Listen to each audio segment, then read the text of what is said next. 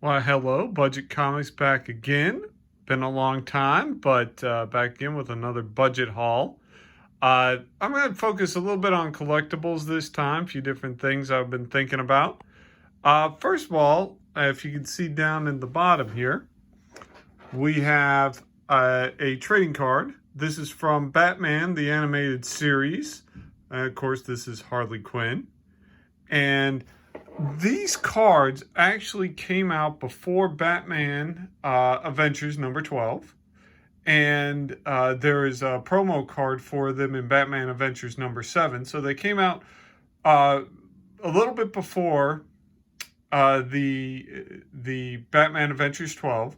So this is actually Harley Quinn's rookie card. I don't know what you call it necessarily, a first appearance.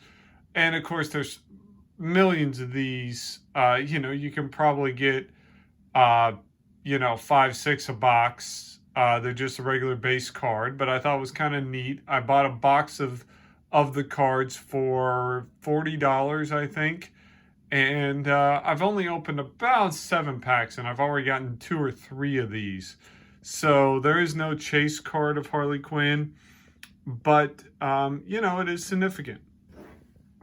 Another card. This is the Appel Marvel Series 2 Wolverine card. I used to collect these. I collected these before I really got into comic books. Series 1 was I bought all the time. I didn't get a ton of these. I bought a box of these, I think, for about $50 a couple of years ago, just for nostalgia's sake.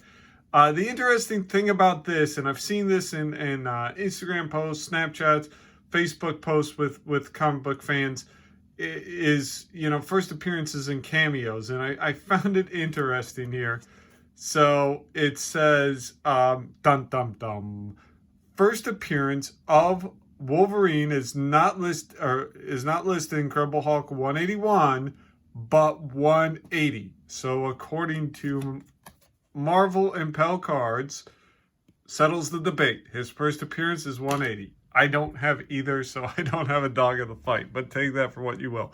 The next thing I have is Spider Woman. This is the first Spider Woman action figure. This is it's not from the Spider-Man animated series line, but it flows off of that. As you can tell, the Spider-Man up there is actually the Ben Reilly Spider-Man from, after the Clone Saga. I think that costume debuted in the Sensational Spider-Man comic. So it's a spin-off of that line. They had a lot of different things go off the animated series line. I think I got this from $11. Wheeljack Labs, if you want to check it out, they have great prices, especially on 90s figures. Good condition, not a lot of money. So well worth looking into. And now comics. I thought it'd be fun to focus on comics that were big and now not so much. This is Ghost Rider 2, first appearance of Blackout. I believe he appeared in the second Ghost Rider movie, but I can't remember much about that. But this is $1, $2 book now. But it was, when I was collecting in the early mid 90s, it was a $10, $15 book. The next is just a cool cover, an homage cover. I actually got this at Half Price Books for $1. Stormwatch 44, of course, a takeoff of Watchmen by, I believe, this is Grant Morrison. So cool stuff. That Stormwatch run was weird but fun. The next book we have is just spotlighting keys you might not be thinking about from different ages. This is from the Copper Age, Bronze Copper Age. Daredevil 150, first Paddling. He's been in a lot of different books. Heroes for Hire. He was in a storyline on the McFarlane run. In Spider-Man, he was I think in Defenders for a while. He was with Mercs for Money. One that's not talked about a lot, and you could probably find in decent condition for around $10 now, or under, depending on sales. Next we have Uncanny X-Men 298. This is the first Amelia Vaught. She's an acolyte, but she has ties. She's right there in the middle. She has ties to the X-Men. Just someone who's not talked about very often. But is a $1 book, maybe worth picking up. But she's one of these characters that Charles Xavier recruited before the X-Men. Has some ties to them. Interesting character. Next we have Detective Comics 410. This, for those of you who like the Batman the Animated Series, this book inspired one of the episodes. It's where Killer Croc joins a traveling circus. He's not in this issue, of course, but it's the exact same story, just flipping a couple characters around. I got it for $20, really good condition, online from a local comic book store. So worth the pickup if you're a fan of that series. Next we have X-Men, New X-Men number 20, Billy Tam variant.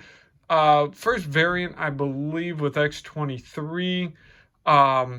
It's an interesting after House of M story, but you don't hear too much about X-23 variants. I got this in the dollar bin.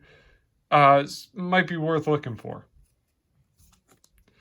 Next we have Nova 29. This is the first appearance of Warbringer. I believe this has been brought up, but I remember watching Avengers Endgame a while back, and they focused on one of the Chitauri warriors, which is who Warbringer is, in one of the flashback scenes.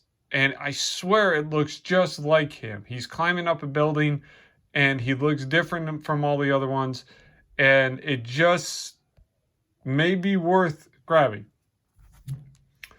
To round up, I actually have a series of books, and I could not find Thor 283. I have it. I just misplaced it for this video, because I actually bought this run in a dollar bin, but I had 283 because it was I like collecting first appearances of characters, and I can't even remember the name of the character, but it was a minor appearance. I believe it's this character right here.